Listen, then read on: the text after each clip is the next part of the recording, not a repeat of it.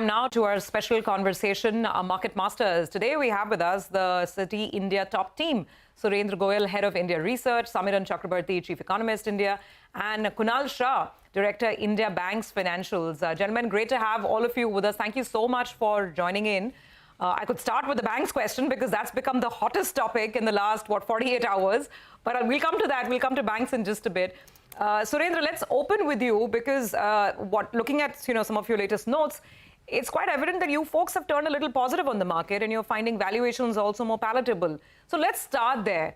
Where does India stand now after this 5-month-old correction? Sure. Thanks for having us on the show.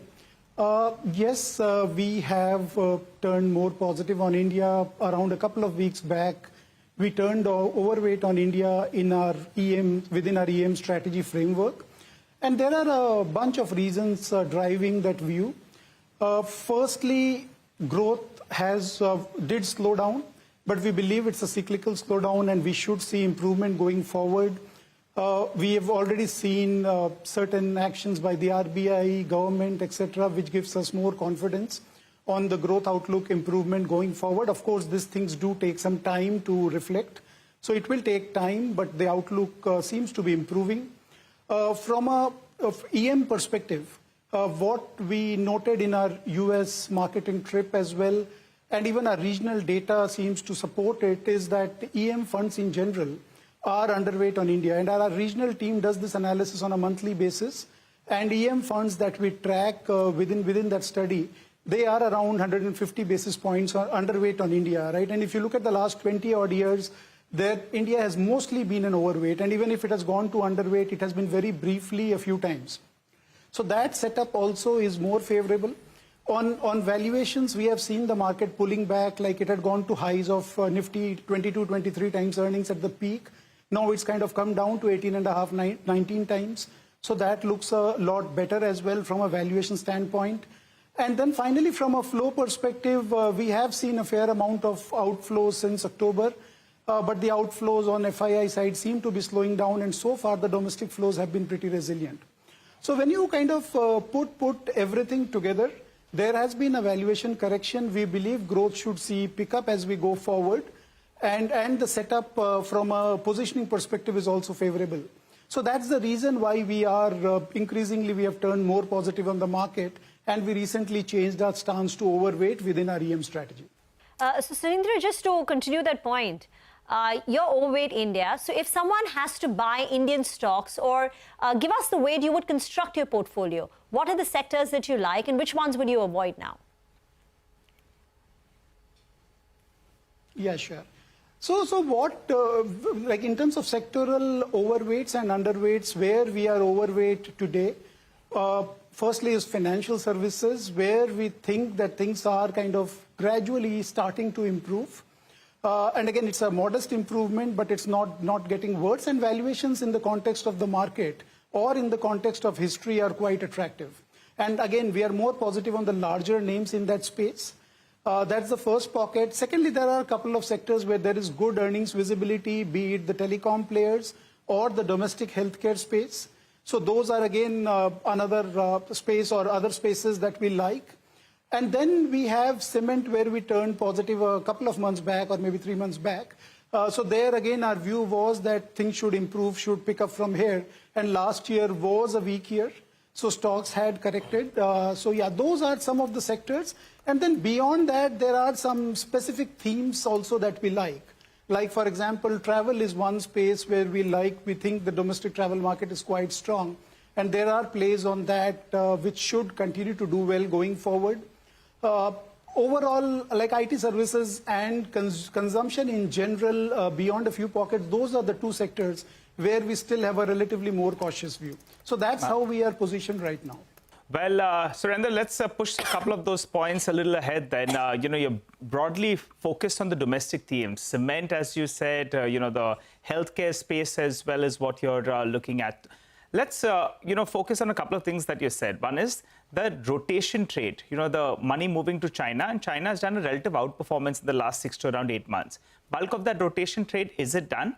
And since FIs have been, underweight on emerging markets on the whole, Do you think it makes a strong case for them to come back? And should we see this big outflow gradually start reversing in the months to come in 2025? Sure. So see, there are a few variables here to keep in mind. Like if you look at the dollar had gone from, say, DXY had gone from 100 odd levels to 108, 109 levels a month back or so. And from there, it's kind of retraced back to 103, 104, which is usually relatively better from a EM perspective. So that's something I would watch out for. And we have seen kind of outflows kind of slow down very meaningfully in the recent past. So again, we are monitoring trends, but overall it does look that at least things are not as tough from a foreign flow perspective as they were in October, November, December. So that's something to watch out for. Secondly, on the other part of your question, China versus India, again, obviously China, if you look at MSCI China this calendar year, there is a 20% outperformance versus India. And a lot of that has to do with the Chinese technology stocks, right? If you look at the tech index there, it has outperformed the broader market there by another 10 to 15%. So it is a tech-driven rally. So when we talk to clients, I think the market, Chinese market from a valuation perspective was obviously low in the historical context. So there is interest. But I think from an India perspective, what is really required is the visibility of a growth pickup. For a lot of investors we talk to, India continues to be a secular play within the EM space. Valuations had gone higher. And there was a cyclical slowdown, and that is what resulted in people taking off money from India, even within the EM framework. So I think that is what really needs to be visible, the growth pickup, for people to be more interested in the Indian market. Okay, all right. Another level that we look at, the Nifty, well, we have come down from around that 26,500 or closer to around 22,500. What's the year-end target on the Nifty itself, given that earnings should come back, CapEx spends are picking up, the RBI is injecting liquidity as well? What's the level we should be working with for the next 12 months? Sure. So we have a published target of 26,000 on the Nifty, which is like, say, 15-16% upside from current levels. Okay. All right. So still looking at 26,000, perhaps by the end of the calendar year. Got that, Surendra. Let me come to Samiran for a couple of questions. We're talking about this growth slowdown. Samiran, so, where do you think we're heading next? Because now we have a turbocharged RBI. I think your own models talk of 2 rate cuts somewhere in the middle of this year, 25 basis points, 2 rate cuts. There's this big liquidity bonanza just today. This big OMO is happening. So you think that will sufficiently propel us forward to meet our targets? I don't know. A lot of people say the fourth quarter sort of asking rate is too high. We'll have to grow at 7.5% to meet the full year targets for FY25. But given the pace at which the RBI is moving now, what do you think about growth prospects for the next year? So from a policymaker's perspective, there are 2 different tracks that they're working on. On the fiscal policy side, we have seen a personal income tax cut, which is worth about 30 basis points of GDP. And from the monetary policy side, again, there are different approaches being taken. First is that the exchange rate has been allowed to adjust back from the overvalued levels to a much more fair value level now. Second is that the liquidity easing has been very, very consistent and much stronger than what market expectations have been. Third is the rate cut process has started. And fourth is there has been some relaxation on the macroprudential regulations.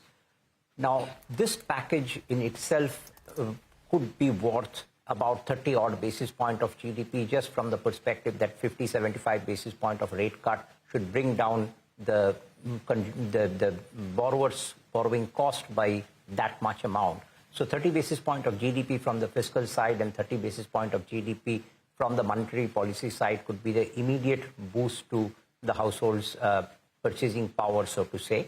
And then if this liquidity finally kicks into higher credit growth with a lag, then that can be another booster to overall growth. So we think that 6.5 to 7 kind of growth for next year is quite doable. Just on a small note, the estimated fourth quarter GDP number is probably not that important a variable to look at, because the first 2 quarters data will get revised as we move into the full year number to be released in May. Once that adjustment happens, then the whole profile of the quarterly numbers could be much more stable. So, Samiran, hearing you talk about our domestic engines, one feels very, very confident, right? Because the twin engines are firing, both fiscal and monetary. And like you said, 30 plus 30, that's 60 basis points of a fillip to GDP straight away. But now we have to superimpose the global uncertainty and this absolutely dizzying, crazy tariff business. And we don't know where the parlays end up finally between India and the US. There's still a negotiation for a trade deal, so we don't know what the final numbers will look like. But even if we go with absolute reciprocal tariffs, what's the hit that will have to be perhaps penciled in? And will local growth still more than make up for it? This is a very complicated exercise with incomplete information because we just don't know how the tariffs are going to be imposed on different countries, whether this is going to be sector specific or it is going to go down to the product specific levels. So what we have done is we have done a very simplistic analysis of equalizing the weighted average tariff rates of both the countries. US will probably have to then increase tariff by about 8 percentage points. And given some elasticity estimates that we have, we think that's worth about $7-8 billion of impact on India's export, everything else constant. That's about 0.2% of GDP.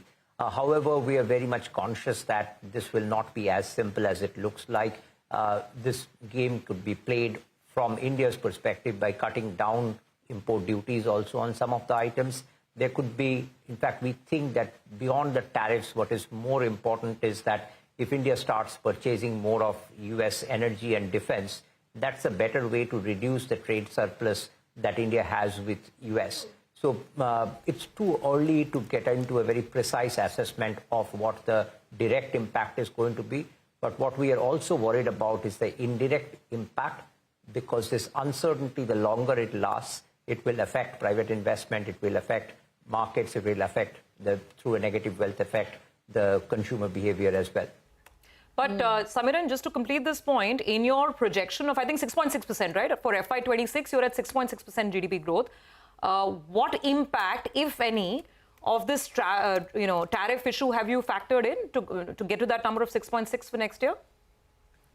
So at this moment, we have put it more as a risk factor rather than putting it into our baseline. Okay. So that's 0.2% of GDP. You can think of that more of as a risk. All right. Samira, one more point on the RBI cuts. I think you're factoring in 2 more cuts, right? What if the Fed doesn't move at all?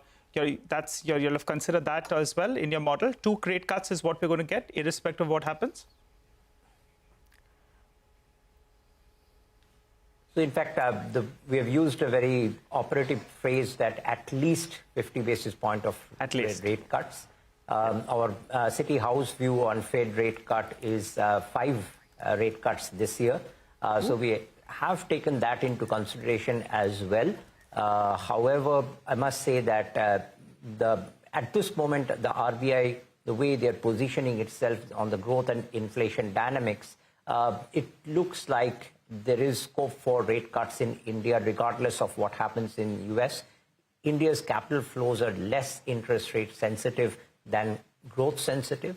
So if we can get our GDP growth numbers up, we'll start seeing the capital flows come back, and that will stabilize the BOP, that will stabilize the currency. We need not worry as much on the rate differential with US at this point of time, given where our macros are. You said 5 Fed rate cuts or 5 rate cuts from RBI? Fed rate cuts. I mean, we have a view of 5 rate cuts in US this year.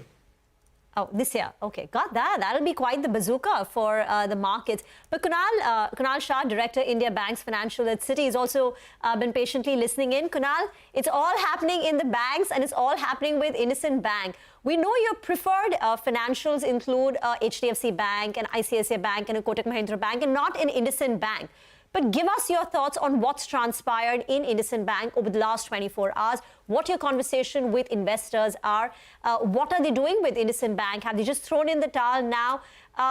Share your initial thoughts on the fiasco that's played out.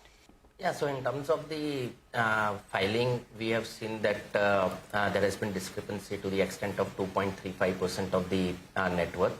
And that will be accounted for in 4Q earnings. That's what they indicated in the call.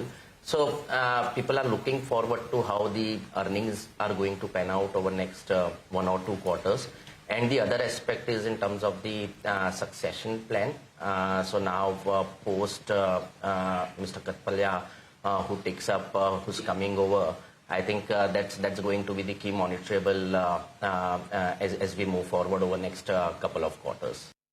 Okay, Kunal, what about the big call you made in the recent past, last couple of weeks? Everyone was looking at stocks that have corrected and valuation buys have become fairly okay. And SBI was one such name. Did a big change of stance on that one. Tell us more about that. Valuations comfortable, decent return ratios, and you have credit growth as well. That's the big call, right? Yeah, so overall PSU banks, when we look at it, valuations have come off a bit, and we will see them getting the benefit on the credit growth side as well. And credit cost, when we are looking at for the PSU banks, that has been relatively low compared to their historical past. So all that is helping them in terms of sustaining the ROAs for PSU banks.